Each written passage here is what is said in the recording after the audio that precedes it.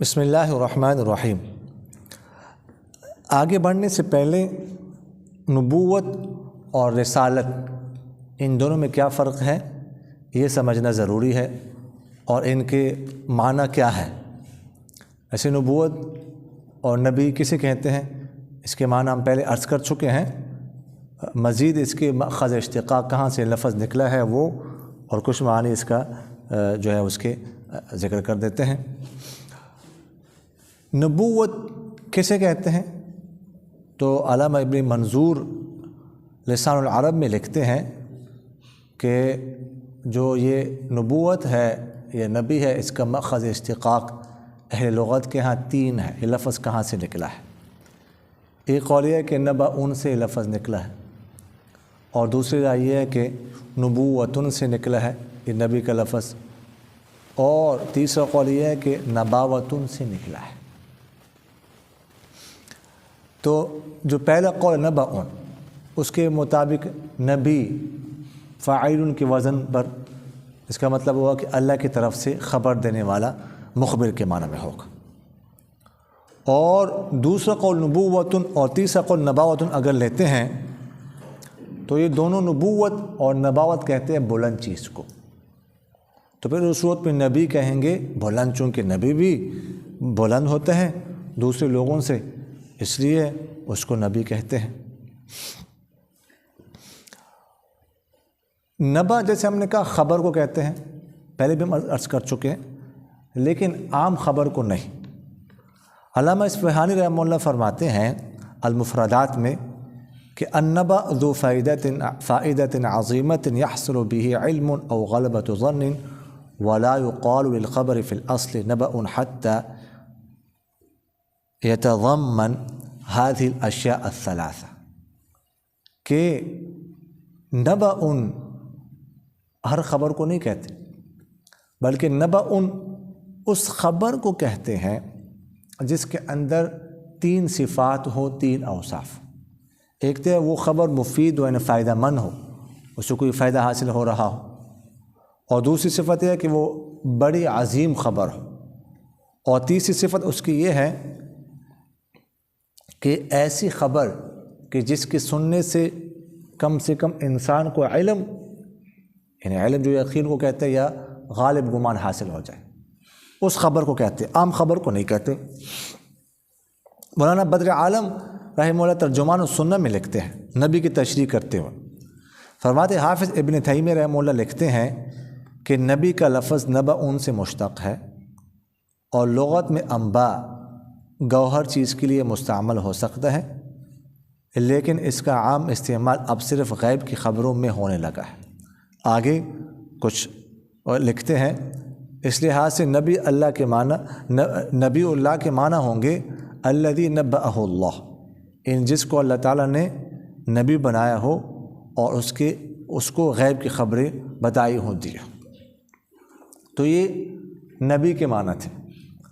رسول کے معنی کیا ہے تو اس کے بارے میں علامہ ابن منظور رحمہ اللہ لسان العرب میں لکھتے ہیں الرسول معناه فی اللغت الذی یتابع اخبار الذی بعثہ، کہ رسول کہتے ہیں، رسول کے معنی ہے جس نے اس کو بھیجا ہے اس کی اخبار کی پیروی کر لے۔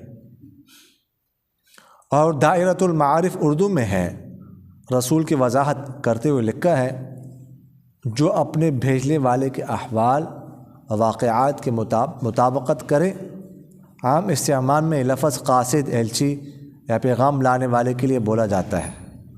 شریعت اسلامیہ کے اصطلاح میں رسول سے مراد اللہ کا وہ برگزیدہ بندہ ہے جسے اللہ تعالیٰ نے انسانوں تک اپنا پیغام پہنچانے کے لیے مبعوث فرمایا ہو۔ یہ نبی، رسول، قاصد، یعنی عام جو ہے نا وہ استعمال میں بھی آج کل بھی رسول کا لفظ استعمال ہوتا ہے، کوئی کسی کا قاصد تو کسی کو بھیجے تو کہتے ہیں، عربی میں کہتے ہیں فلاں کا رسول آیا ہے، لیکن شریعت کے اصطلاح میں رسول ایک جو ہے نا وہ خاص معنی رکھتا ہے، ہر بندے کے لیے لفظ استعمال نہیں ہوتا۔ اچھا، یہ ان دونوں کے معنی تھے۔ اب نبی جو ہے نا، نبی نبی کے لیے کوئی نئی شریعت ضروری نہیں ہے کہ نئی شریعت ہو. نبی ہو سکتا ہے پچھلی شریعت کی پیروی کر لے. جیسے بہت سارے پیغمبر گزرے ہیں، ان کو نئی شریعت نہیں دی گئی تھی، پچھلی شریعت کی انہوں نے پیروی کی ہے. اب اس کی مثال لیتے ہیں. لیکن رسول ہوتا ہے جس سے نئی شریعت دی گئی ہو. رسول کی نئی شریعت ضروری ہے. اب دو بھائی تھے، موسیٰ علیہ السلام اور ہارون علیہ السلام. لیکن موسیٰ علیہ السلام، حالانکہ موسیٰ علیہ السلام چھوٹے ہیں 3 سال ہارون علیہ السلام سے. ہارون علیہ السلام 3 سال ان سے بڑے ہیں موسیٰ علیہ السلام سے. لیکن موسیٰ علیہ السلام رسول ہے اور ہارون علیہ السلام نبی ہے، رسول نہیں ہے. تورات ان کو تو نہیں ملی، تورات تو موسیٰ علیہ السلام کو ملی ہے. اور موسیٰ علیہ السلام کا رتبہ اپنے بڑے بھائی ہارون علیہ السلام سے بہت بڑھ کر ہے. بلکہ ہارون علیہ السلام پیغمبر بنے ہی موسیٰ علیہ السلام کے دعا سے ہیں، یہ تو قرآن پاک سے ثابت ہے. اور ٹاپ 3 میں آتے ہیں. سب سے پہلا نمبر آپ صلی اللہ علیہ وسلم کا ہے، دوسرا نمبر انبیاء میں ابراہیم علیہ السلام کا ہے، اور تیسرا نمبر موسیٰ علیہ السلام کا ہے. تو رسول جو ہے نا وہ نبی بھی ہوتا ہے.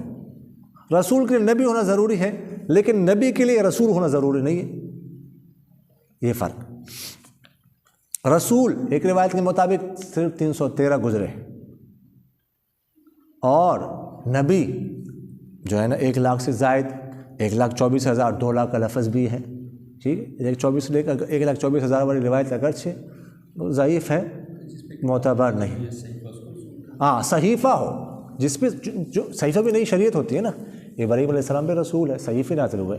کتاب تو صرف 4 نازل ہوئی ہے نا. صحیفے بہت سارے انبیاء پر نازل ہوئے، تو صحیفہ بھی شریعت ہے، وہ بھی شریعت ہوتی ہے نا. تو اس کو اب اس لیے میں نے عرض کیا کہ اب اپنی بحث کی طرف آتے ہیں. جب آپ صلی اللہ علیہ وسلم پر پہلی وحی نازل ہوئی نا غار حرا میں، سورہ علق اقرا کی پہلی 5 آیات، تو وہ تھی نبوت. اس وقت آپ صلی اللہ علیہ وسلم بنے نبی.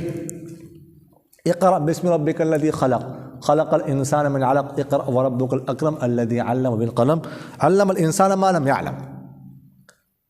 اس کے بعد ہم کل عرض کر چکے ہیں کہ جب دوسری دفعہ وحی نازل ہوئی، یا ایھا المدثر قم فانذر وربک فکبر وثیابک فطہر والرجز فاہجر ولا تمنن تستکثر وربک فاصبر.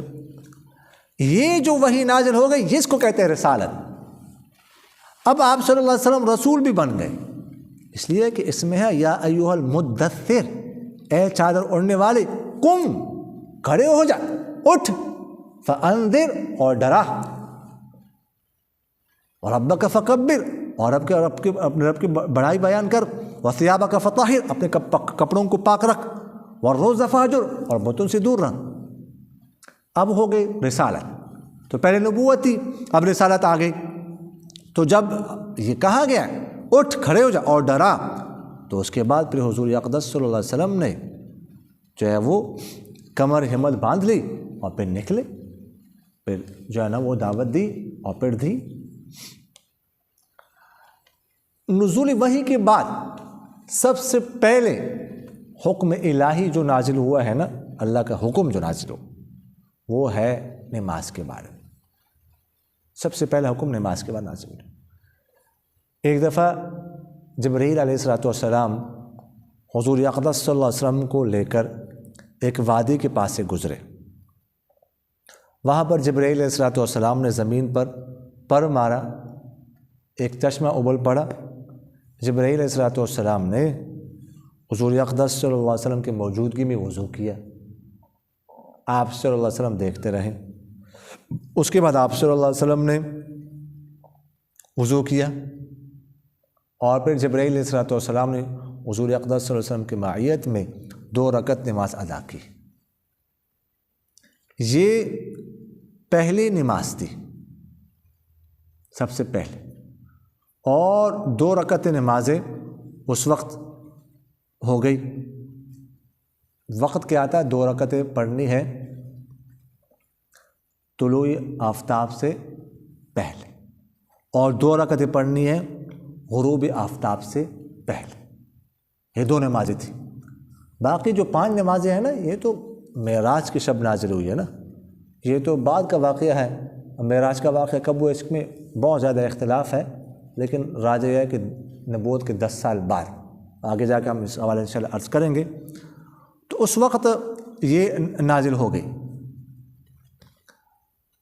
اسی کی طرف اشارہ قرآن پاک میں ملتا ہے ان 2 نمازوں کی طرف. اللہ تعالیٰ ایک جگہ پر فرماتے وَسَبِّحْ بِحَمْدِ رَبِّكَ بِالْعَشِيِّ وَالْإِبْكَارِ، کہ اپنے رب کے حمد کے ساتھ تسبیح بیان کیجئے صبح اور شام.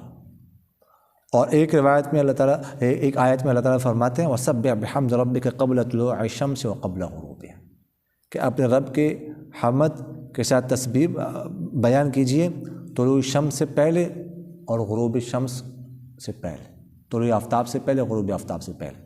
اور آیت میں اللہ تعالیٰ فرماتے ہیں وَأَقِمِ الصَّلَاةَ طَرَفَيِ النَّهَارِ، کہ نماز قائم کیجئے دن کے 2 طرفوں میں. تو بہت سارے اشارات ان 2 نمازوں کی طرف قرآن پاک میں ملتے ہیں. جب یہ اس نماز کا حکم ہوا نا، تو ساتھ ہی وضو کا حکم بھی ہوا. یہ ذہن میں رکھیے گا کہ وضو کی جو آیات ہے وہ تو مدنی ہے، وہ تو مدینہ منورہ میں نازل ہوئی ہے، لیکن حکم پہلے آ چکا تھا مکہ مکرمہ میں، اگرچہ آیت نازل نہیں ہوئی تھی. اور آپ صلی اللہ علیہ وسلم نے کوئی بھی نماز وضو کے بغیر نہیں پڑھی. حضرت عائشہ رضی اللہ عنہ فرماتی ہے، جو آیت وضو ہے نا، یا ایھا الذین آمنوا اذا قمتم الی الصلاۃ فاغسلوا وجوہکم وایدیکم الی المرافق وامسحوا برؤوسکم وارجلکم الی الکعبین. آگے ہے تیمم کا حکم بھی ہے اس میں. وَإِن كُنتُم مَرْضَىٰ أَوْ عَلَىٰ سَفَرٍ أَوْ جَاءَ أَحَدٌ مِّنكُم مِّنَ الْغَائِطِ أَوْ لَامَسْتُمُ النِّسَاءَ فَلَمْ تَجِدُوا مَاءً فَتَيَمَّمُوا صَعِيدًا طَيِّبًا. تو عائشہ رضی اللہ عنہ اس آیت کو آیت تیمم کہتے تھے، اس کو آیت وضو نہیں کہتے تھے وہ، کیونکہ وضو کا حکم تو پہلے نازل ہو چکا تھا، اگرچہ آیت اب نازل ہوئی ہے تو، لیکن تیمم کا حکم پہلے دفعہ نازل ہوا تھا، اس لیے اس آیت کو آیت تیمم کا نام دیتی تھی. تو یہ ایک رائے یہ ہے. لیکن بعض علماء کہتے ہیں کہ نہیں، شب معراج سے پہلے کوئی بھی نماز فرض نہیں ہوتی. آپ صلی اللہ علیہ وسلم جس قدر پڑھتے، جس قدر چاہتے پڑھتے تھے، لیکن وہ حکم نازل نہیں ہوا تھا. صرف صلاۃ اللیل کا حکم نازل ہوا تھا، یعنی تہجد کا حکم تھا وہ تھا، لیکن اس کے علاوہ جو ہے نا کوئی اور حکم نازل نہیں ہوا تھا. لیکن میں نے آپ سے عرض کیا کہ 2 رائے ہیں. ایک رائے یہ ہے کہ اسی وقت نازل ہو گیا تھا سب سے پہلا حکم، اور دوسری رائے یہ ہے کہ نہیں، معراج کے وقت ہی نماز فرض ہوئی ہے، اس سے پہلے کسی نماز کا حکم فرض نہیں ہوا تھا. آمین. الحمدللہ رب العالمین والعاقبۃ للمتقین والصلاۃ والسلام علی خیر خلقہ محمد وعلی آلہ واصحابہ اجمعین. اللہم الطف بنا فی تیسیر کل عسیر فإن تیسیر کل عسیر علیک یسیر. اللهم اجعلنا مفاتيح للخير ومغاليق للشر. اللهم لا تجعلنا مفاتيح للشر ومغاليق للخير. سبحان ربك رب العزة عما يصفون وسلام على المرسلين والحمد لله رب العالمين. آمين يا رب العالمين برحمتك.